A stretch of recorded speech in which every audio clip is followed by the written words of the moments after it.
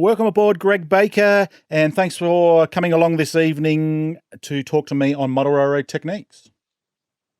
Hey, thanks for having me, Dazzy. No worries, no worries. So obviously you can be found on, you've got a Facebook page called Mountain Goat Models. You've got an Etsy shop, Mountain Goat Models, where you sell little HO dioramas. We'll talk about those lovely little models in a sec. And also you can be emailed, or people want to reach out to you, mountaingoatmodels@gmail.com. I'll put all these links to all these websites and everything below in the description. So first of all, I must congratulate you for your recent win on the Walthers layout contest, where you did a beautiful, is my understanding, Spokane, Portland, and Seattle diorama scene, or little layout scene. So you must be congratulated for that. Well, I appreciate it. It was a lot of fun, and got to show off my talents. And there's a lot of other great modelers in there, and a good way to get that community out there. So I always like to hear about people's sort of their backgrounds and how they got into modeling and where they are, how they've sort of got to where they are today. So can you tell us a little about your modeling history? Sure. Always loved trains. Had to, every time there was a train going by, parents would have to stop the car and let me watch the train go by. I started out actually with Brio, the little wooden push-around trains. So I started with that, and then I was around 12 or so, picked up some HO scale stuff. My dad had bought a box of it from a garage sale, and I started playing around with that. And from there, my dad put a couple of pieces of plywood together and kind of just had a rip-roaring good time, setting up track and tearing it down and trying different things, and some successes and some utter failures, but continued with that. And took me up into college. Most people take a break. I ended up helping start a model railroad club while I was in college. Nice. Continued to do HO scale and just kind of hone my skills. And after a little bit of college, a little bit of technical school, went on to work for the railroad. So after that, I've just kind of continued and dabbled, and always had something around model railroading. Yeah, sure. So do you still currently work for the railroads, or that's?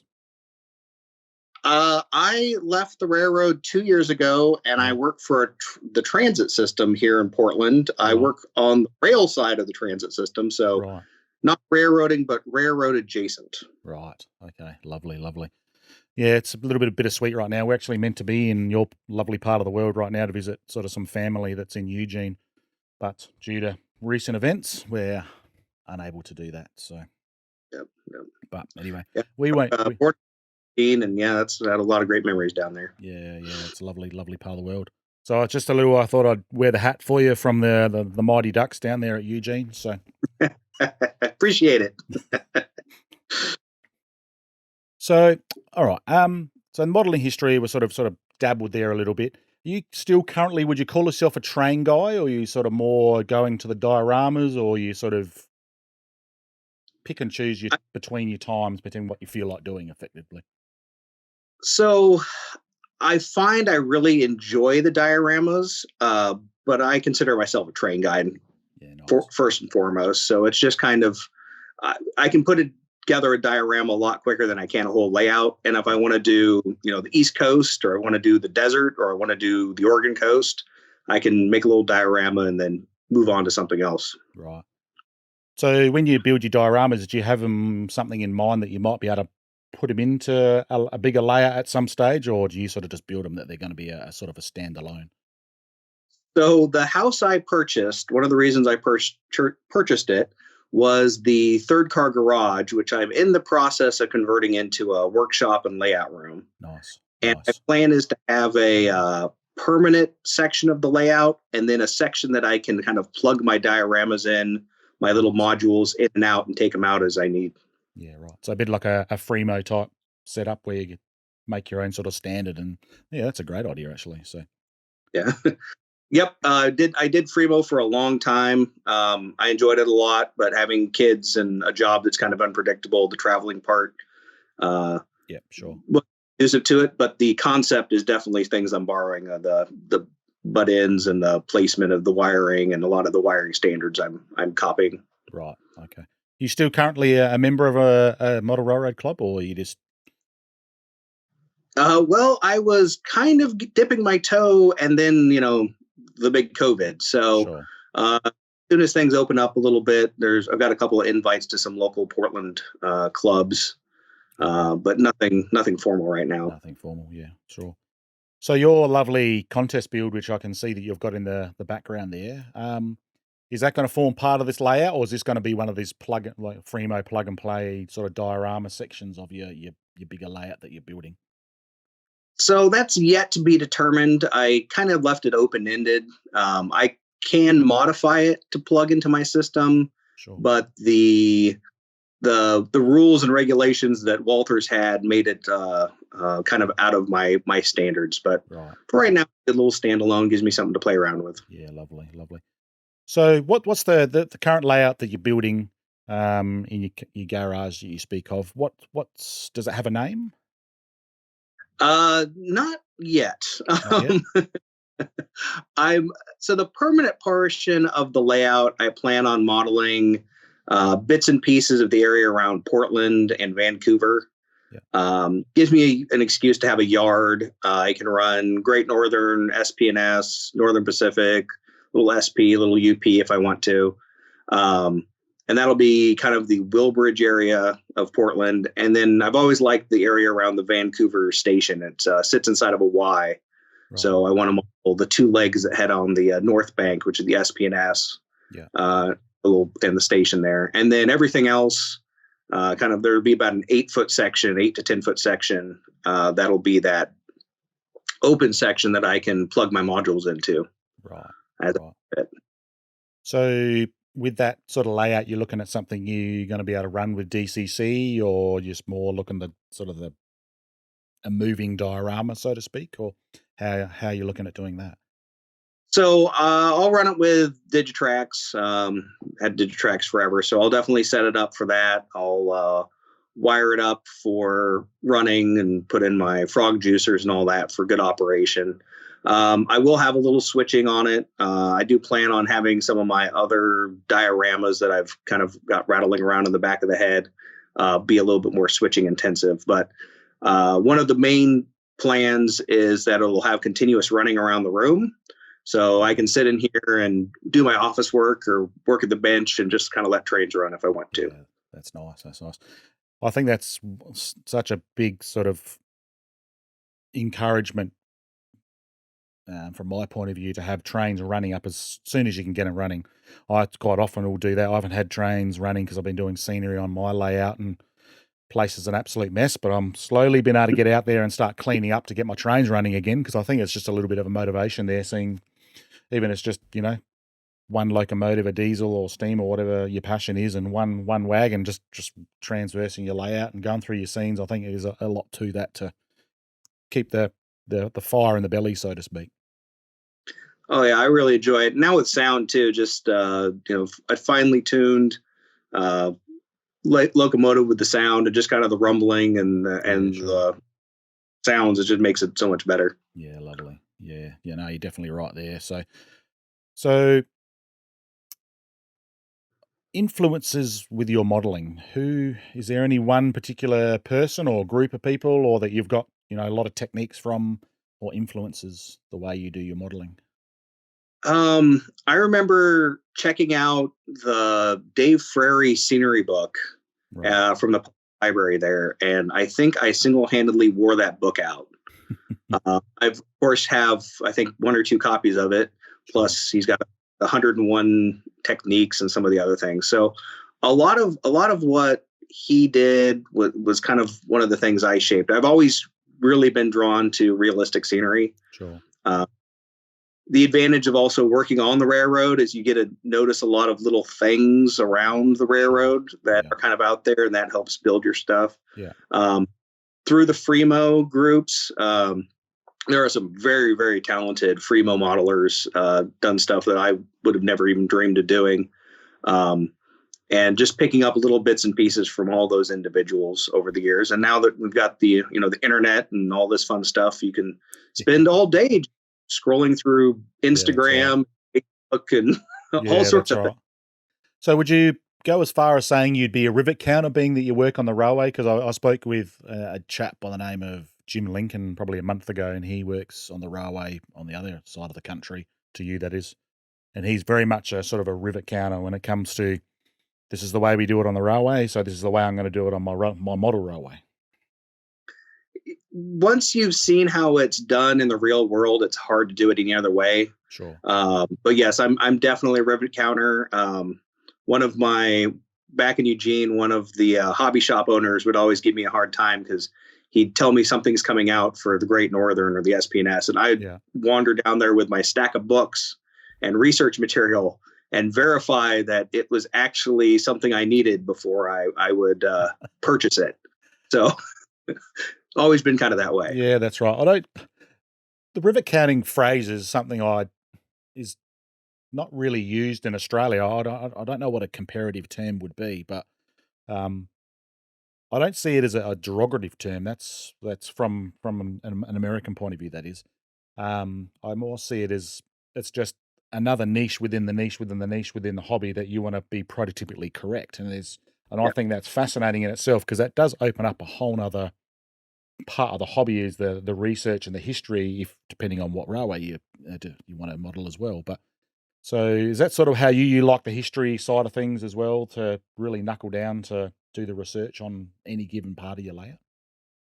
Yeah, and that's one thing I've really enjoyed, is looking into what was here before and what's left and what's changed. I've always enjoyed that. I've enjoyed the research part. I enjoy finding kind of those little gems that you'll find. Yeah. One thing I've been trying to do is, anybody that has worked for the railroad that I'm interested in, being a railroader, it's a lot easier to get them to talk. Yeah. So I'm all kind of swapping war stories, but I'm usually taking more than I'm giving when I'm conversing with old. It's always great information.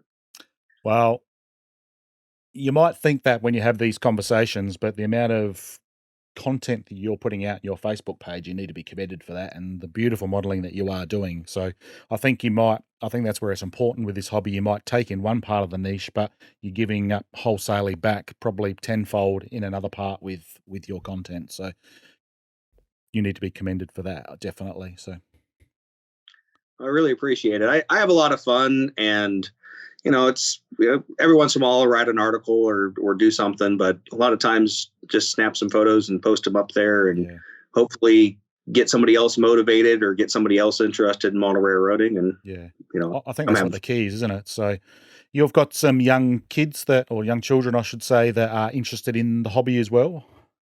Yep. My boy is 12, and we've got a little project that we're working on, and he asked me again, since the weather's getting a little mucky here. He's asked me again to start working on that. And then my daughter, she's got a birthday coming up, and she's got another pink rail car in her box of stuff that she's going to get. So she's got a little collection going. So I did see a picture of, I think, one of those pink rail cars, and I thought that was quite cute. So that's my daughter. She loves the scenery side of things right from the young age. She's 11 now, so I'd have her out there in the layout room, and I just gave her this task one day. She was only like 3 or 4, and I just, all my bench work, all underneath it, you're not going to see.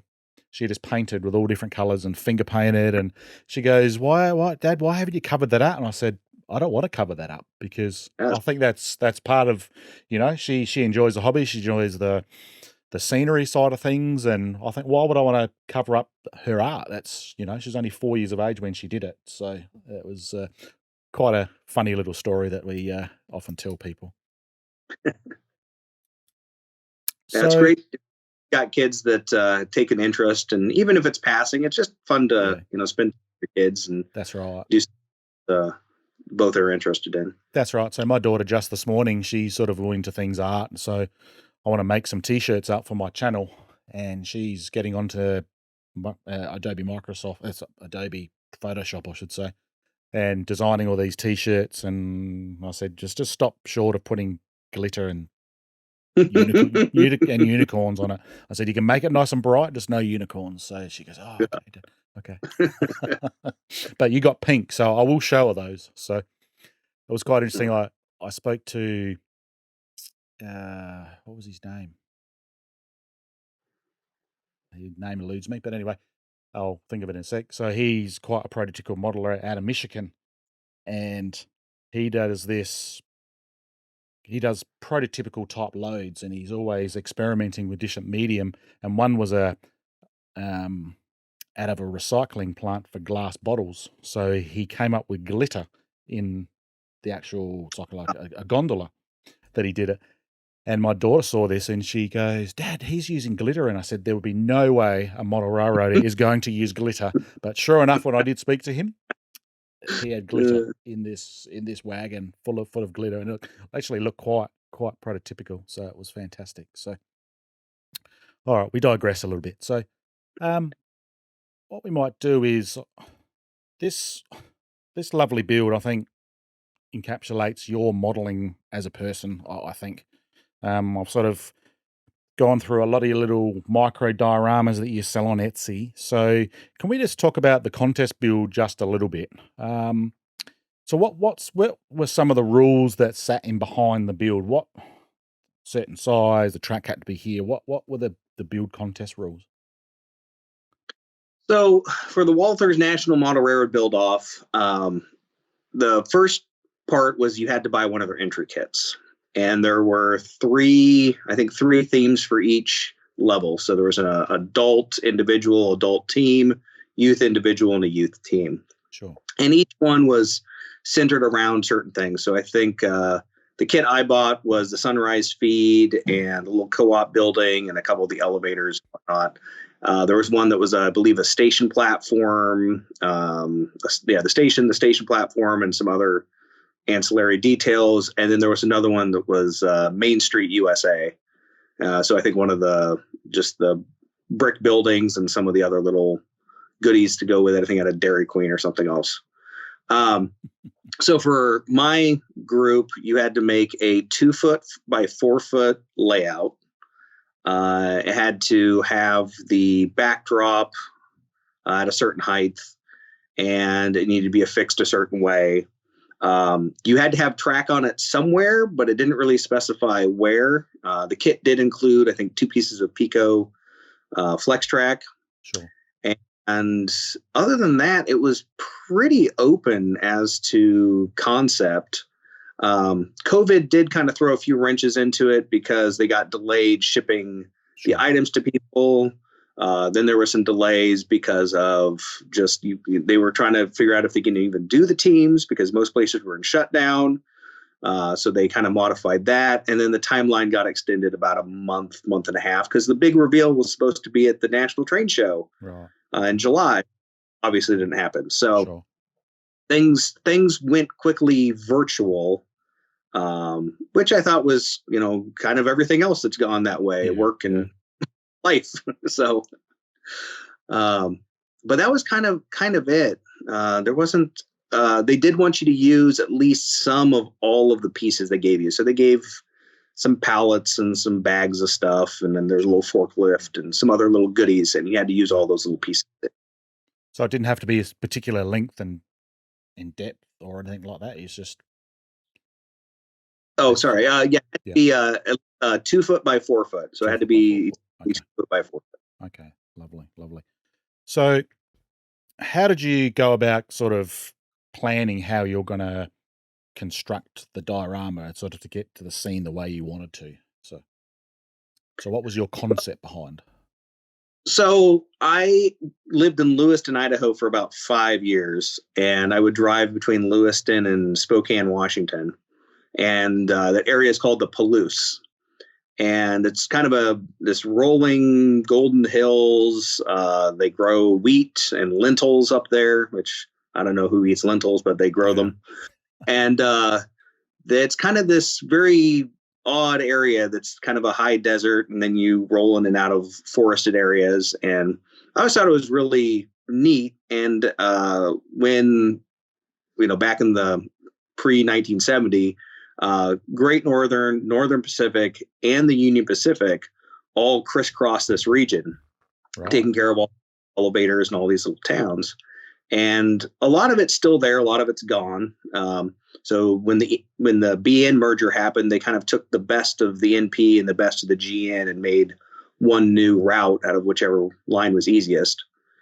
And so there's a lot of it that's gone, but I always thought it would be a neat area and something I'd never really seen modeled anywhere. So I thought that would be a good place to start. For me, I usually start with a sketch or a doodle. Sure. I did some back and napkin type of stuff, but as soon as I kind of had that idea, I was like, well, I want a creek here and the buildings will fit here and we'll go with that. So then it was just kind of feeling it out as I went. Yeah, sure. So what sort of techniques, we'll start with the actual building. I'm assuming it's a plastic kit being Walthers. So what sort of techniques did you start to get the weathering and the colorization and the way you wanted that going? So one thing I did was I listened to a couple of podcasts, one specifically that's like Craftsman Kits, the Wiley's Customs. Yep. And they talk about, yep. And they talk about lifting boards. And I was looking at the plastic kit and going, I don't think I've ever seen anybody lift boards on a plastic kit. So one of the things I did was actually cut some of the plastic siding with a knife and actually kind of peel it back, just like lifting boards on a wood kit. Yeah. So I did that first. I scribed all the concrete around the edge because it just looks silly that it's just one big solid piece. Sure. And some of the other things I did is I went along kind of that wooden where the wood would be and distressed that. So scraped at it and kind of hacked at it with a knife to give it that look of boards that are rotting and Sure. falling apart.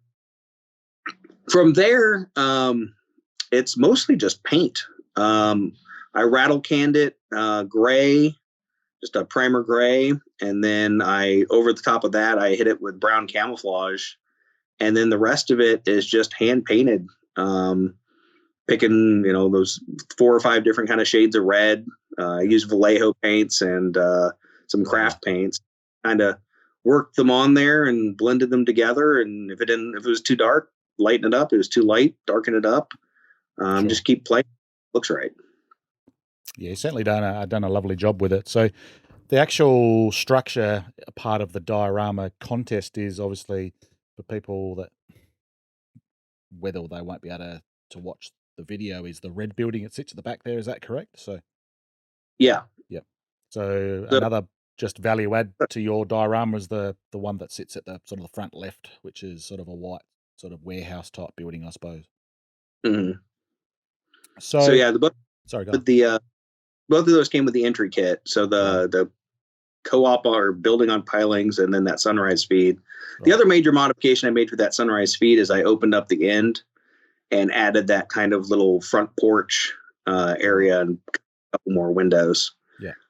It just didn't really have a storefront and it didn't really tell a story. So I thought I'd use a little bit of roof and kind of add that little scene there. Is that the one with the 2 pickup trucks at the front? Is that the photo? Yeah, that's a lovely little sort of story behind it, because I think you've got some billboards, political billboards sort of that era as well by the looks of it. And yeah, it's just a scene within the scene that sort of adds very nicely to that story. So was there any sort of, when you were designing how you're going to move forward this, obviously you spoke about the Overtime Patrons Bench Time podcast, something along those lines with Todd and Brett Wiley. Is there any other inspirations you use? Because I know personally, the only one other person I've seen lift planks on a plastic kit is Jason Jensen, but what can't that man do? If you're not familiar, I'm assuming you are. If you, he is very talented. He is. He's the only one I've seen. He did do a video on it some time ago, how to make a plastic kit look like a wooden kit, because it was a wooden sort of chalet type, or very similar to that kit, the front left of your diorama. So he's the only other man I've seen do it. So is there any other inspirations you might have got off the internet or people like that to say, I think I would like to try some of these techniques to make this kit or make this diorama as realistically as I can? Yeah, Jason's definitely one of those that I'm constantly scrolling through his page. There's a couple was it Singapore Miniatures? Okay. I think her name's Ann's. She's got some interesting stuff. Definitely kind of limited materials and just showing what you can do with, Sure. you don't have to buy really expensive stuff. You can make things out of other things. So I'm always trying to be resourceful and Yeah. find cheaper ways or easier ways of doing stuff. Yeah. Sure. There's, one of the other things I do is I'm not on only model railroad groups. I'm on a lot of diorama groups. I'm actually right now participating in a terrain building for like gaming miniatures. And I'm not a gaming miniature person, Yeah. but it's interesting to see what other people are doing. I'm not going to have a lot of lava on my layouts, but Yeah. it's hey, maybe if I ever did like a blast furnace or a forge, having that look, and you can obtain that with paint now. So there's some Yeah. cool Sure. out there that you can find, not just from living in just the model railroad bubble. Yeah. Well, I think it's a very interesting point you bring up. Obviously, we've got this genre of modeling, and there's obviously all the little sub niches, model railroading. There's the war gaming, as you say. There's the military guys and girls are just doing phenomenal work. And I think it's when you start diving really deep, and obviously you brought up a very interesting phrase before about getting around the internet, and you'd be surprised what you can find. I think we got a lot to learn from each other, particularly the miniature modelers. I think do some phenomenal work when they're weathering their tanks and jeeps and everything else. But I know when I recently did a ship build, so the ship's nearly 2.5 feet long, I think it is, by Architect. So it's like a resin ship. I know I went into one of the military modelers from your part of the world, and he did this aircraft carrier and how he weathered up all the rusting coming out of the portals and all the drain holes and everything that comes out the side of quite a large aircraft carrier. So I think we've got a lot to learn from each other, and I think it's very important we don't sort of remain in our little bubble, because I think we've got so much we can give to them and they give to us. Oh yeah, I agree. And it's kind of that give and take. And I've heard on a couple other groups, like if you go to a hobby shop, there's a lot more aisles than just the HO scale section. Yeah. Wander the rest of the hobby shop. Yeah, sure.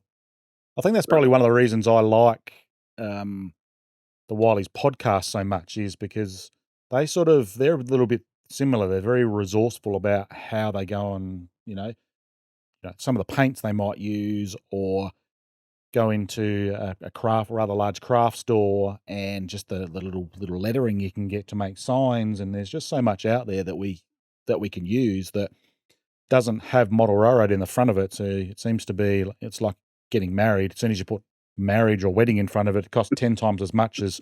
So what I'm trying to get at, I suppose, is you can get a little metal modeling. You might pay 20 cents per letter or something like that. But just to be resourceful and use different medium to get what we want.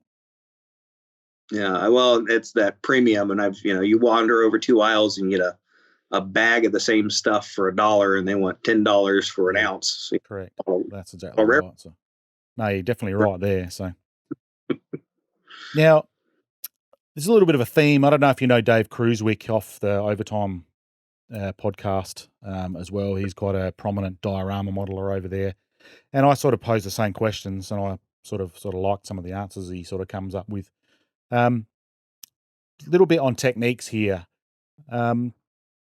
What are some of your favorite techniques that your go-to techniques? I don't care whether it's weathering track or pulling boards or anything like that you like, because every time you do it, you're thinking, I just like the way that looks every time I do that technique.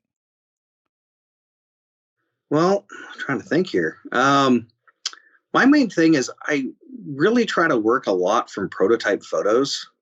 I try not to imagine what something would look like. I try to just find something that looks pretty close to what I've really been enjoying on that plastic kit, and I did it on that, and I've actually done it on a couple of wood kits recently. That 2-color spray bomb I've been using of that spray and that camo. And being here in the Northwest, wood has this nasty habit of rotting. So even though the paint might all be one color, as you get to certain spots of the building, the paint, the wood behind it starts to change color and turn darker and start doing some funky stuff. Sure. So kind of pre weathering my building before I add the paint to it. It's been kind of my new favorite. My other thing that I think just really, lights things up is that dry brushing at the end. Yeah. I think a lot of models kind of get to that phase and think, oh, it's good enough. But since we don't have, the sun in our layout rooms, adding those little highlights, even going back in and adding some washes to darken things up, lower things need to be darker and crevices need to be darker, and sure, give them a little sun kiss can really really just make it look from, oh wow, that's neat, to, oh wow, that looks real. Really good. So, yeah. No, I sort of agree.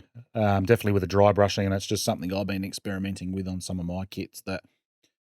And obviously, I think I read a recent Facebook post of yours. I think it was this morning, that layers is the key. So light layers, just build the layers, build, and then because obviously if you go too hard, it's very difficult to go back and get rid of it, but you can always add more layers to get the desired effect. Oh yeah. And it's like a lot of times I'll put down a layer and sit there and just leave it for a bit and then come back. And like sometimes you don't see things. If you just keep working on the same thing or keep adding, you can, overdo something or just kind of come back and, oh, here, this doesn't look right or that looks right, and look at it with fresh eyes. Do you have a least favorite technique that some builds that just require it? Particular technique. Is there anything that you go, oh, it's like a drag each time you do it, but thinking, oh, I need to do it on this build because it's just what's required? So for the Walthers kit, or for the Walthers contest, I built scratch built a trestle, and putting the nut bolt washers on was one of those things where it looks wrong if you don't have it, but boy, there are a lot of them. And I'm actually working on a little trestle right now, and I contemplated not putting them on, and you put the first one on and you're like, oh, I'm committed. Yeah. So some of those, I like those little tiny details, but some of them, man, the repetitive, tedious ones are just, but it looks wrong if you don't have them, but it looks, get it done. That's a very good answer.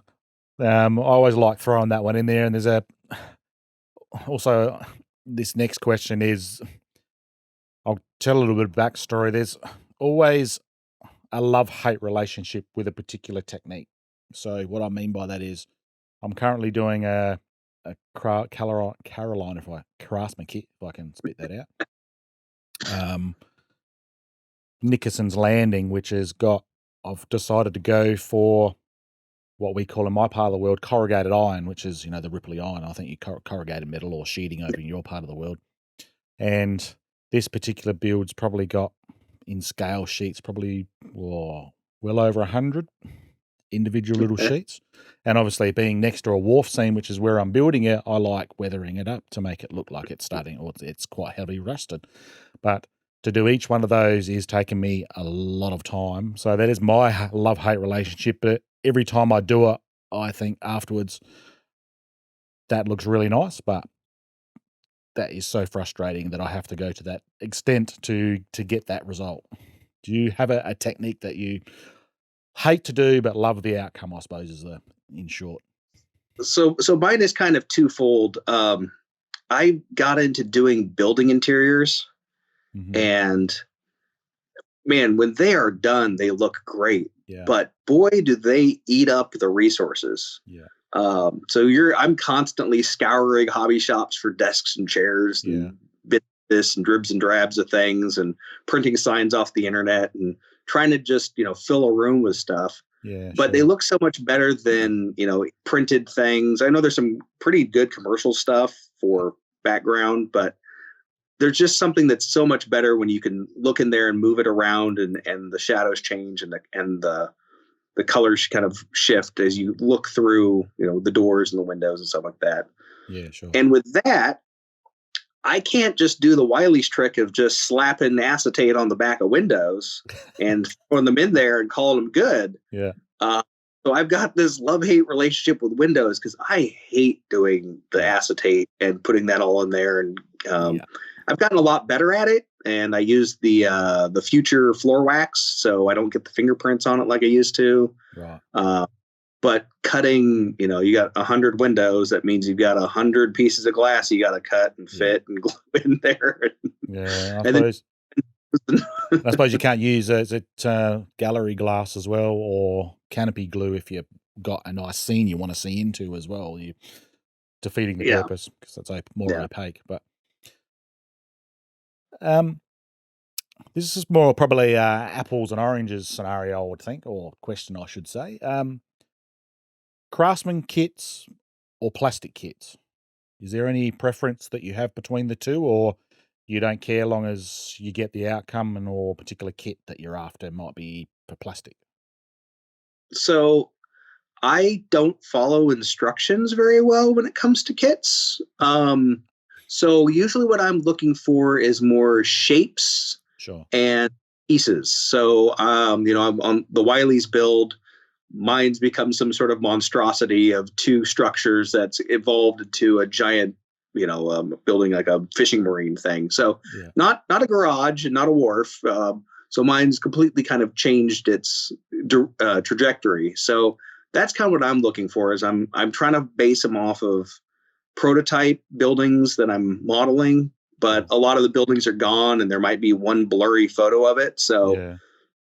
I kind of go, well, it's got a roof peak here, and it's got a brick wall here, and this looks like a chimney, and we'll slap bash something together here and go with that. So kind of whatever plastic or Craftsman or box of parts, whatever gets me to what I need to get to. That's kind of what Yeah. I'm shooting for. Yeah. No, you're a bit like me, I think. So that's in that regard. So I do enjoy Craftsman kits because I'd never built any before. Stumbling across the Wiley boys, and I still haven't built all that many. I might have only built half a dozen or so, I think, by now. So I've still got more to build. But they are good fun, but they're very labour intensive compared to a good injection molded plastic kit. But yeah, apples and oranges, I suppose. So you build some really fun little dioramas that, as I said, I'll link to your Etsy store below. With they're about 2 or 3 inches squared, sitting on a my understanding is a golf ball presentation little box. I think I did just hear you describe it on a YouTube channel I was listening to the other day. So tell us sort of the inspiration behind these, because some of these are little cracking little scenes. They're really, really cool. So my wife sells on Etsy. She's a jeweler and Yeah. she's on Etsy. I was poking around one day, and there's a little model railroad stuff on there, and I was like, well, maybe I'll do something. And I couldn't quite think of anything. And it's like, well, I don't want to build a big display, and I didn't want to get financially bogged down into something, and Yeah. I didn't want to have something that I would have to warehouse a bunch of stuff. So I was kind of pittering around, and I saw a couple of these small single figure displays. I think they were for wargaming, individual characters and some other things like that. And I was like, well, that's about 2 inches by 2 inches. I can throw something together. So I kind of just started playing around with them. When I started doing them a couple years ago, Walking Dead was real popular and zombies and that. So I'm like, we'll see if I can, jump on the zombie marketing bandwagon here and slap Yeah. together, because you're not going to sell them to model railroaders per se. No.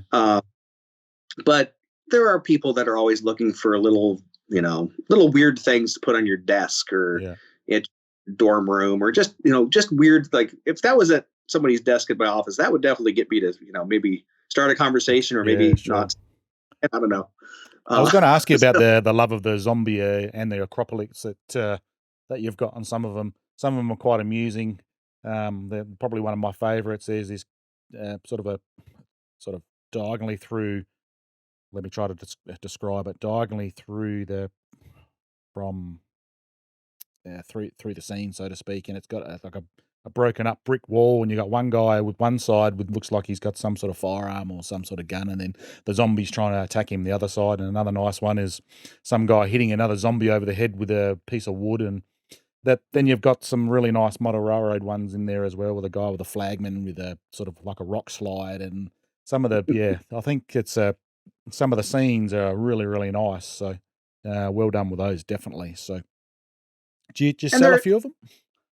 yeah, I've sold a fair amount of them actually. I think I've got 20 sales, something like that. Wow. I've sold them all over the world, some to Poland and Mexico, and where's the other? Someplace Europe, couple with I think England and then Ireland. Yeah, nice. Most of them in the United States and Canada, I think too.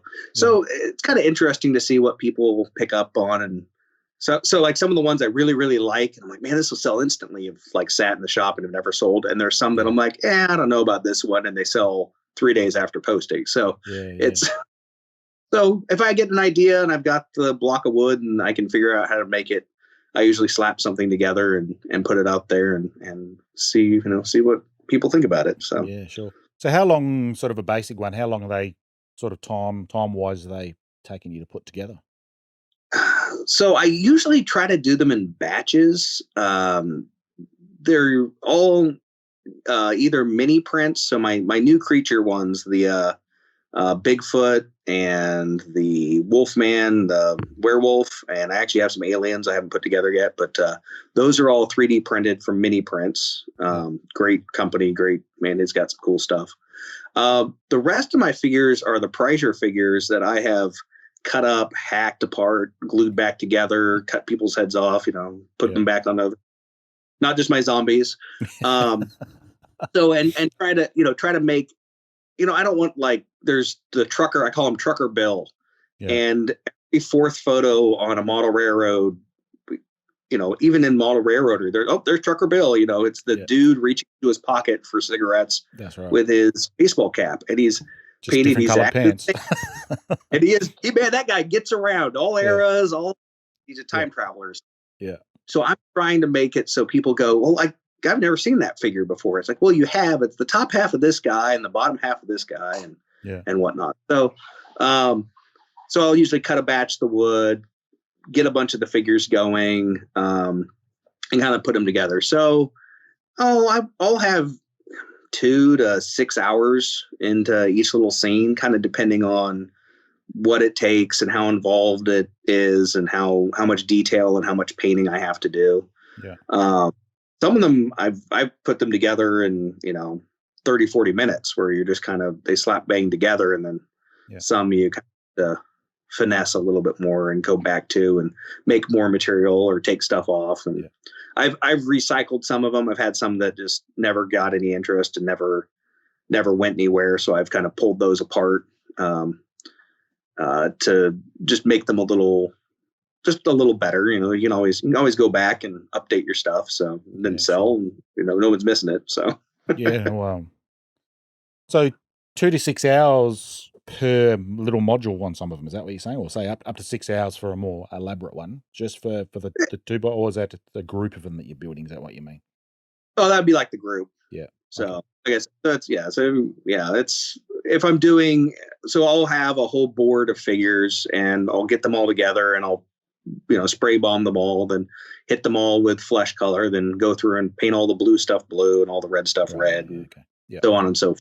And then do a bunch of the bases kind of at the same time and get them all kind of rigged up and whatnot. But and then I'll, and some of them get done a little quicker. So my single figure ones, I'll post a couple of those. Then the next week I'll get some of my double figure, or some of the other ones I've not quite, you kind of get them done and you're like, it needs something else, but I'm not sure what it is. And you have to come back to kind of that artistic process. Yeah, sure. So they also have a little Perspex dust cover, I suppose, that go on the top. Is that right as well with some of them?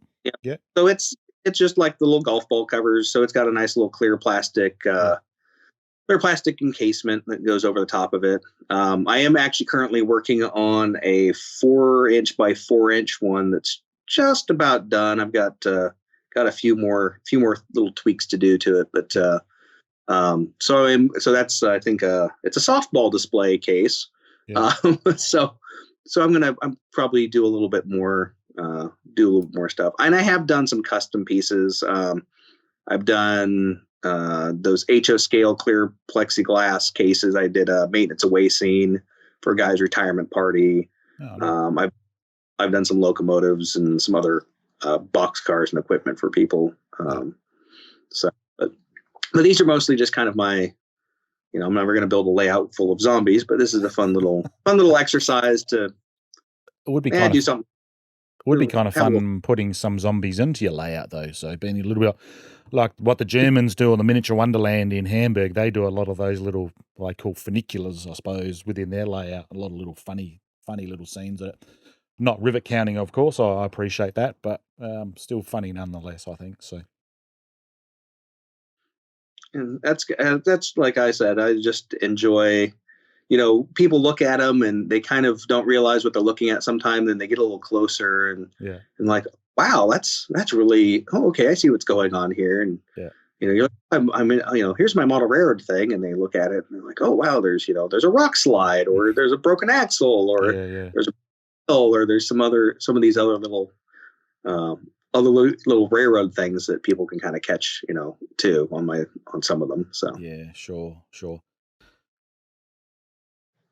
I suppose it's probably a good way of honing some scenery skills as well, and a little bit of making, because George Celios, I'm sure you've heard of that name as well. He's sort of the master of the 2-inch square type scenario, where he's just got so much like a scene within the scene within the scene type thing, where he's got little backstories and all that. And it's probably a good way of honing that skill if you're going to put these little dioramas together as well, I would think.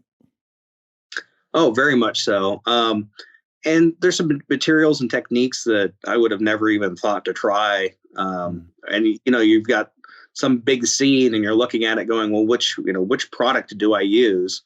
And, you buy it and you dump a bunch of water on there and the water doesn't work. And then you're like, well, now what do I do?